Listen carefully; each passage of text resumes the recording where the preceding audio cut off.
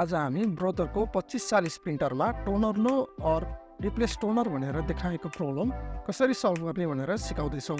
सुरुमा आफ्नो प्रिन्टरको front cover खोल्नु होला। यति गरेपछि प्रिन्टरमा रहेको ओके बटनलाई कम्तीमा 3 सेकेन्ड प्रेस गर्नु होला।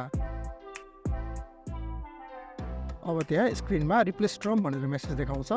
तपाईले स्टार्ट बटनलाई क्लिक गर्नु होला। अब प्लस बटनलाई एकपल्ट र माइनस बटनलाई एकपल्ट क्लिक गरेपछि स्क्रिनमा 00 देखाउँछ। अब ओके बटनलाई प्रेस गर्नु होला।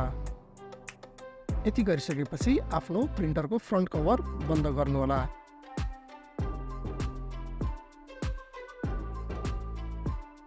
अब तपाईको प्रब्लम सल्भ भयो।